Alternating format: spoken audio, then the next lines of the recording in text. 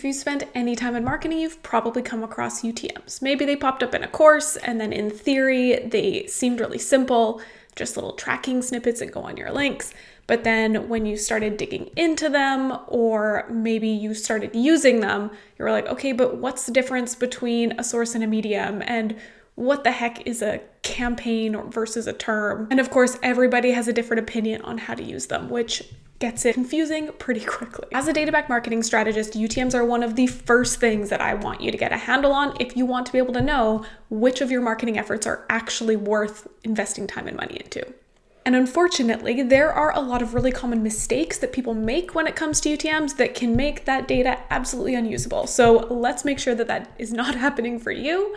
And in this video, I'm going to walk through a really quick overview of what UTMs are, what the different parameters are, and how they work. And then I'm going to show you how to use them correctly in your marketing so that your data is actually usable. If we haven't met before, I'm Allie. I'm a data-backed marketing strategist. I've been working in this industry for over a decade. And if you want to learn more data-backed marketing tips, subscribe. I publish new videos regularly. So first, let's cover what UTMs are and how they work. So for example here, when I was scrolling on Instagram, I saw this ad here. I play pickleball, so it makes sense that I would be sent a pickleball ad. When I clicked this ad, when I looked at the URL that came through, this is real messy and I'm going to make it a little bit cleaner, but you can see that there are UTM source, UTM medium, etc. that come in after the URL. So it was just sending me to their website, to a specific page on their website. And then this question mark kind of means anything after this question mark doesn't impact where they're sending me. These are all just tracking parameters. And when I clean this up a little bit to kind of pull out the things that we needed, we can see that they're sending through a UTM source, a UTM medium, a UTM campaign, content, and term. And the data that they're sending through for each one, we'll get into why they're all different and what this all is, but you can see here that it's a meta ad. I clicked on this from Instagram, great. That the medium was that it was paid meta, so paid social, which is great because that means it's going to separate it from their organic social data. And then they've got codes coming in for campaign, content, and term. And for ads, typically this is so they know that it came from this specific ad versus maybe a graphic version, or maybe there's audience of people in different locations or people with different demographics or interests or whatever. That can all be sent through here. So that's what the UTM is. It's just a little tracking code that they put on the end of their links in ads, or maybe in an email, or maybe in an Instagram story link, or a QR code, whatever, that then has information about where that came from, so that when they look at their data in Google Analytics, for instance, or wherever they're pulling their data into, they can see, did this specific ad, this specific email, this specific collaboration, workshop, whatever, actually bring people to my site? And then if you have conversion tracking in place, you can see, did they convert? So let's see what that looks like. So this is a dashboard that I have built in Google's Data Studio. This is a part of the template that all my data-backed entrepreneurs or clients get. And it just connects directly into Google Analytics. So this is all Google Analytics data. It's just not in Google Analytics itself because their data visualization stuff sucks. And so what we can see here is for this sample demo data here, we have been using UTMs for over a year. And we can see specifically how many sessions came from paid social, and we can see how many leads came from those specific ads, and how that differs from their organic search, which is their SEO. SEO is a good driver of leads as well, but also our best purchases driver, which is different from YouTube, which is different from all of their different platforms here. If we were not using UTMs, all of our paid social and organic social would be lumped together. We wouldn't be able to tell the difference between whether we paid for that click or whether that was earned through organic content. We likely wouldn't see any email data here at all because email would either come through as direct or referral traffic. Other places where UTMs come in handy is if you're doing speaking engagements and you have QR codes on slides or in print material or on signage in places, then you can tell where that came from. Or if you're participating in bundles or speaking in summits or speaking on stages and you want to know, did people that saw me speak at this thing actually come through and join my list or do whatever? That's where UTMs help you understand exactly where all of your traffic is coming from. And I'm showing you here how this data can come through in Google Analytics, but lots of email marketing platforms and different form tools can also pull that in. So you can go down to a specific subscriber and see exactly where that specific person came from. So that's kind of an overview of what UTMs are and how they work. Now, if you want to start using them, the first thing to kind of wrap your head around is what the different UTM parameters are. There are 5 UTM parameters that most people are aware of and use. The first 2 is source and medium. These are your most essential foundational ones that you need to use in every single UTM link you create. Then campaign is one that is often used but isn't required. Content and term are kind of additional ones that give us a little bit of flexibility. When we look at what these should be, because there are right and wrong ways to do UTMs, especially when it comes to source and medium. You want to follow specific rules for source and medium and stick within their boundaries and not get crazy here. Otherwise, when you go into Google Analytics, it's not going to categorize your traffic properly. We want to keep source as where that link lived. So if that was an Instagram link, whether it was paid or organic, it's going to say Instagram. If that was a link for a bundle or a summit and it's on their summit page, it's going to be their website. If it's a link in an email, this is going to say like Akari digital newsletter or whatever that is. And then medium is going to be that type of channel. So if it was paid social, organic social, email, referral, etc. So these ones we keep as is. We do not play and get fancy with. Then campaign, we can get a little bit creative here and there aren't overall rules, but this is likely the parameter that you want to be consistent across multiple different platforms. So if I am running a Black Friday sale, for instance, or maybe I'm doing a launch or some sort of spring promotion, I want Black Friday, XYZ launch, or whatever to be in the campaign term for the emails associated with that, as well as the ads, as well as the social content. And then usually I'll have this default to like weekly content if it's just kind of my ongoing weekly stuff that I'm posting. Then content and term, these ones I have specific recommendations by platform. So there's a specific way we do content and term for email that's different than YouTube, that's different than podcasts, that's different than whatever else. But they are a bit more flexible and we just want to be able to differentiate of the content that we're posting on that platform, which specific link was it? Was it email 1 or email 2? Was it ads with video or ads with graphics? It's just our way to drill a bit deeper and get more information from our data. Now, I know that's a lot to remember, so I'm going to show you the UTM builders that I use with my students and my clients, which make this super easy because you don't need to remember how they all work. We have automations and things that are set up, so you just say, this is an email link to my newsletter, and it automatically populates things.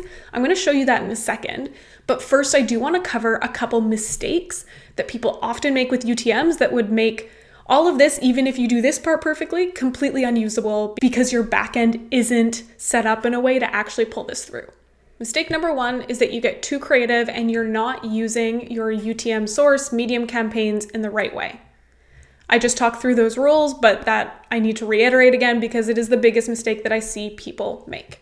Mistake number 2 is that they're tagging internal links. So links on your site or on your blog do not need UTM links because they're internal links. Google Analytics and whatever is already tracking where that came from. There are some exceptions to this, but that should be something that an expert analyst advises you on, because then your website then thinks that somebody left and came back and it gets really confused about what's actually happening. The third mistake that people make is they don't keep things consistent. So if I was tagging campaign as Black Friday, but one time I did lowercase Black Friday, and the next time I did uppercase B, lowercase Black Friday, all one word, that's actually not going to show up in the same thing in my analytics. So I typically recommend lowercase all across the board so that you don't need to think about, am I uppercase or lowercase? And then I make sure that the builders that I use with my clients and my students all have drop downs that we're using for things like Black Friday, summer sale, XYZ launch, so that we're always doing the exact consistent thing. And then the last big mistake that I see people make is they expect that just because they're doing UTMs perfectly, that Google Analytics is going to pull everything through for them. And unfortunately, there also is work inside of Google Analytics that needs to be done so that it can receive those UTMs. It's going to do its best to pull them through, but if you haven't set up conversions in your account, you're not going to be able to know which traffic sources sent you conversions because there are no conversions. If you're using different platforms on your site, like maybe you've got a WordPress site and Thrivecart checkouts, or you're using lead pages and sending them to your site where people convert and buy. If you haven't set up your Google Analytics so that both of those are under the same Google Analytics, you've got what's called cross-domain tracking in place. You want it to pull the original UTM, not that this was a referral to Thrivecart checkout from your original site. Your UTMs are going to be useless and not be able to tell you where your purchases came from. So there are some technical things in Google Analytics that need to be sorted. If you're not sure if your Google Analytics is set up properly, I've got a Google Analytics self-audit that is just $27 that I'll put in the link in the description below, and you can go see if your Google Analytics is actually set up in a way to receive your UTM data. But anyways, now that we've got through all of those mistakes, let's go into actually building UTMs. So if you've ever tried to make any UTMs before, you've probably seen this Google Analytics UTM builder. It is a great tool that makes it simple if you want a simple UTM. It does have some limitations, but all you would need to do is drop in the URL that you want to send it through. You can tend to ignore the campaign ID and go straight into your source medium campaign. So if this was an ad for Instagram, I might put Instagram here, I would put paid social here, and then maybe this is for my Black Friday sale, and then I might have some term and content stuff that I want to put in. It generates my UTM here. I can copy it and then paste that into my Meta Ads Manager as the destination URL that I'd want it to send it to, and it'll be tagged as paid social for Black Friday. Pretty simple. The downside of using this builder here is then when I refresh the page, it's not going to remember, did I do paid-social? Did I do CPC, which is another common one for paid? Did I do Black Friday or Black Friday? It's not going to remember what you did previously to help you stay consistent. So let me show you the UTM builders that I use with my students and clients. You can get these for your own business, either by joining Data Backed Entrepreneur, it's all included, or you can buy the UTM builders separately as a separate product. Both of those links are in the description below. So I do have two versions of my UTM builder. One is an Airtable like this. This is my preferred one that I want everybody to use because there are automations and systems in here that just make it stupid easy to use. You can use it on a free Airtable account. There's no additional software cost to go with it, but I do have some people that are diehard Google Sheets folks, and so I do have a Google Sheets version that still has a builder, and I've tried to make it as simple and easy, but it's just a little bit more manual.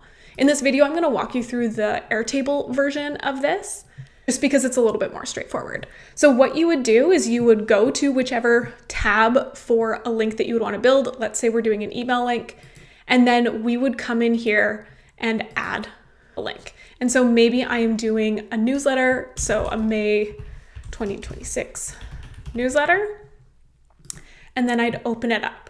It's automatically going to know, because I built this on the email page, that this is an email.